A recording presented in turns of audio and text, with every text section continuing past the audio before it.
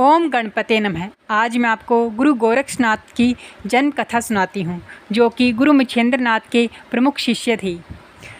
सूर्य भगवान से वर प्राप्त करके गुरु मच्छिंद्रनाथ कुछ समय बाद बंगाल प्रांत की चंद्रगिरी नामक नगरी में जा पहुँचे। वहाँ जहाँ सूर्य दयाल नामक पंडित रहता था, वह ईश्वर भक्त पंडित साधु संतों की सेवा तन मन धन से किया करता था। उसकी भार्या का नाम सरस्वती था, जो सती, सुशील, सुंदरी, पतिव्रता व बड़ी समझदार तो थी, पर थी निसंतान। इस दुख से दोनों पति पत्नी अति दुखी थे। फिर भी अपनी सामर्थ्य अनुसार साधु सेवा, दान वृत्ति और भगवत भजन नित्य प्रिय करते थे।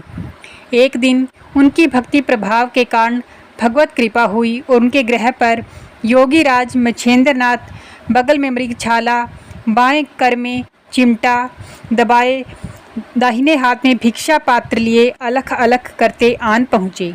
जब पतिव्रता नारी सत्यवती ने घर के भीतर से संत का अलख अलख उच्चारण सुना तो एक पात्र में अन्न भरकर अपने द्वार पर आन पहुँची। वहाँ उसने मच्छिंद्रनाथ योगी को द्वार पर खड़े देखा, जिनके मुख पर चंद्रमा के समान तेज झलक रहा था। पतिव्रता सत्यवती भिक्षा मच्छिंद्रनाथ के पात्र में डाल योगी का चंद्रमुख निहार दर्शन करने लगी। योगी मच्छिंद्रनाथ को उसकी भावना समझते देर न लगी कि नारी संतान न होने के कारण अत्यंत दुखी है। फिर भी योगीराज मच्छिंद्रनाथ पूछने लगे, हे माता, तुम किस दुख से दुखी हो? मुझे बताने की कृपा करो। सत्यवती बोली, महात्मा जी, वैसे तो आप संतों की कृपा से मुझे किसी प्रकार का दुख नहीं है, परंतु मेरे निसंतान होने के कारण सब लोग मुझे बांझ कहते हैं। इसी दुख से मैं बेजार रहती हूँ। अगर आप संतों की कृपा से मुझे एक पुत्र की प्राप्ति हो जाए तो मैं पूर्ण रूप से सुखी हो जाऊंगी। योगी मच्छिंद्रनाथ पतिव्रता सत्यवती की निश्चल वाणी सुनकर प्रसन्न हो गए और सरस्वती से हाथ आगे करने को कहा। सरस्वती के हाथ आगे करने पर उन्होंने अपनी झोली से भस्म निकालकर कहा, इस भस्म को ऋतु का नहाने के बाद खीर के साथ खा लेना। तुम्हारे यहाँ हरि नारायण भगवान का अंशी अवतार आवेगा, जो रिद्धि सिद्धि का स्वामी होगा। मैं 12 वर्ष पीछे नगर भ्रमण करता हुआ तुम्हारे यहाँ आऊँगा। पतिव्रता सत्यवती ने मच्छिंद्रनाथ योगी से भस्मी लेकर आले में रख दी और मन में धारणा कर ली कि ऋतुवती होने के पश्चात इस भस्मी को खाऊंगी। उसने अपने पास पड़ोस की स्त्रियों से भी महात्मा की भस्मी की चर्चा की। तभी एक चतुर सहेली बोली, बहन, भूलकर भी भस्मी न खाना। ये संत महात्मा बहरूपिये बने फिरते हैं। ये किसी दुश्मन के कहने से भस्मी के रूप में विष दे जाते हैं, जिसके प्रभाव से मृत्यु हो जाती है। यह मंत्र के प्रभाव से बेहोश करके जेवर बर्तन लेकर चलते बनते हैं। अगर बांझों के इसी प्रकार संतानें हो जावें तो संसार से बांझों का नाम ही मिट जावे। एक भी बांझ चिराग लेकर ढूंढने से भी न पावे। न जाने कितनी हमारी भोली भाली बहनों की इज्जत इन लोगों ने बर्बाद करी है। इस जमाने में ढोंगियों का ही बोलबाला है। सच्चे साधु संत क्या घर घर भिक्षा पात्र लिए डोलते हैं? वह तो पागल बने वन में ही तपस्या करते हैं। उन्हें दुनियादारी से क्या लेना देना। सब सहेलियों ने जितने मुँह उतनी राय दी। किसी ने क्या ही ठीक ही कहा है, जैसी होए होत वेता तैसी बुद्धि होए। पतिव्रता सरस्वती ने सहेलियों की बातों पर चकित हो विचार किया तो उसे भी यही जंचा कि बात इन लोगों की ठीक ही है। इसी प्रकार की घटनाएं आए दिन घटती ही रहती हैं, परंतु उस संत का तेज तो योगियों के समान ही था।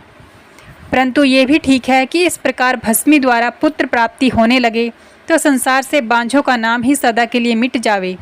इस प्रकार की धारणा बना। सरस्वती ने मच्छिंद्रनाथ की दी हुई भस्मी को गांव के गड्ढे में डाल दिया। ग्राम के नर नारी गड्ढा बड़ा होने के कारण गाय का गोबर वगैरह और कूड़ा करकट भी ऊपर से डालते रहते थे, परंतु मच्छिंद्रनाथ की सिद्ध की हुई भस्म ने अपना प्रभाव दिखाया। खेत में जिस प्रकार अंकुर फूटते हैं, उसी प्रकार कूड़े गोबर में भी अंकुर फूट निकले, परंतु पानी की सुविधा न होने के कारण अंकुर भी धीरे धीरे ही फूट रहे थे, जिसकी तरफ किसी का ध्यान क्यों होने लगा। इसी तरह दिन पर दिन बीतते चले गए और 12 मास पूरे हो जाने पर भी अभागिन सरस्वती बांझ ही बनी रही। गोबर के गड्ढे में ही बालक का जन्म हो गया था। इसी प्रकार 12 वर्ष पूरे हो गए। योगीराज अपने वायदे के अनुसार भ्रमण करते हुए सरस्वती के दरवाजे पर अलग अलग कहते हुए आन पहुँचे। दरवाजे से में प्रवेश करते ही उन्होंने सोचा कि इस घर की पतिव्रता नारी का बालक 11 वर्ष कुछ महीने का हो गया होगा। उधर सरस्वती नियमानुसार संत के लिए भिक्षा लाई तो 12 वर्ष पहले वाले योगी को दरवाजे पर खड़ा देखा। सत्यवती को योगीराज को पहचानते देर न लगी। वह भिक्षा पात्र में डालकर एकदम मुड़ने लगी, इस भय से कि कहीं योगी भस्मी वाली बात न छेड़ बैठे। भस्मी के फेंकने की बात सुनकर श्राप देकर भस्म ही न कर डाले। परंतु गुरु मच्छिंद्रनाथ ने भिक्षा की ओर ध्यान न देकर पुत्र के बारे में ही सरस्वती से प्रश्न किया। हे माता, अब तो तुम्हारा बेटा काफ़ी बड़ा हो गया होगा, क्या मुझे उसके दर्शन न कराओगी? योगी की बात सुनकर सरस्वती एकदम पीली पड़ गई। धर्म संकट के कारण उसके मुख से बोल न निकला। उसने चुप्पी साध ली। सरस्वती को चुप देखकर मच्छिंद्रनाथ बोले, हे माता, क्या संतान पैदा ही नहीं हुई या पैदा होकर नष्ट हो गई? आप कुछ तो उत्तर दो। योगी मच्छिंद्रनाथ के मुख का तेज देखकर सरस्वती का सारा विवरण ठीक ठीक बताना पड़ा। मैंने आपकी दी हुई भस्मी पड़ोसिनों के बहकावे में आनकर कूड़े के गड्ढे में फेंक दी। मच्छिंद्रनाथ ने जब पूछा, माता, वह गड्ढा कहाँ पर है, मुझे दिखा तो दो। सरस्वती मच्छिंद्रनाथ को साथ लेकर गांव के नज़दीक उसी गड्ढे पर जा पहुंची जहां 12 वर्ष पहले उसने मच्छिंद्रनाथ की दी हुई भस्मी फेंकी थी और योगीराज को बता दिया, मैंने इसी गड्ढे में भस्मी फेंकी थी। इतनी बात सरस्वती के मुख से सुनकर मच्छिंद्रनाथ ने गड्ढे के ऊपर मुँह करके कहा, हे सूर्यपुत्र हरिनारायण, अगर तुम्हारा जन्म हो गया हो तो बाहर निकल आओ। उसी वक्त गड्ढे के भीतर से उत्तर आया, हे गुरुजी, मैं यहाँ गड्ढे के भीतर बैठा हूँ। मेरे ऊपर कूड़े का इतना ढेर है कि मेरे लिए बाहर निकलना असंभव है, इसलिए आप इसे हटवा कर मुझे बाहर निकलवा लो। गड्ढे के भीतर से आवाज़ सुनकर सरस्वती व नगर के तमाशबीन जनता नर नारियों को बड़ा ही कौतूहल हुआ। सबने मिलकर जब गोबर के ढेर को गड्ढे से निकाला तो गोबर के भीतर से ही एक अत्यंत तेजधारी बालक निकला। बच्चे को देखकर योगी मच्छिंद्रनाथ बोले, बेटा, तुम्हारी उत्पत्ति गाय के गोबर से हुई है, इसलिए मैं आज ही तुम्हारा नाम गोरखनाथ रखता हूँ। बालक गोरखनाथ रो रो कर मच्छिंद्रनाथ को देखने लगा। योगीराज बोले, बेटा, तुम सूर्य पुत्र हो, तुम्हारा यश सूर्य के समान ही पृथ्वी पर फैल जाएगा।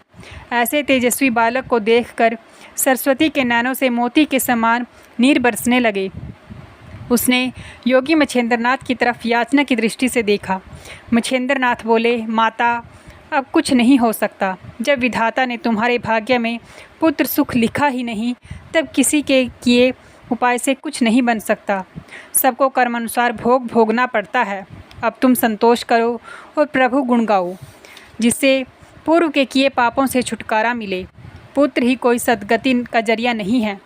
पुत्र के कुपात्र निकल जाने पर जीवन पर्यंत कुड़ना पड़ता है। इसी प्रकार योगी मच्छिंद्रनाथ सरस्वती को धीर बंधा उपदेश दे गोरखनाथ को साथ ले जाकर नाथ संप्रदाय में दाखिल कर लिया। यह गुरु गोरखनाथ की भगवान की जन्म कथा थी। यह कथा आपको जरा से भी अच्छी लगी हो तो प्लीज़ चैनल को सब्सक्राइब ज़रूर कीजिए और वीडियो को लाइक और कमेंट बॉक्स में ओम नमो भगवते वासुदेवाय या कुछ भी अवश्य लिखें। धन्यवाद। जय श्री राम।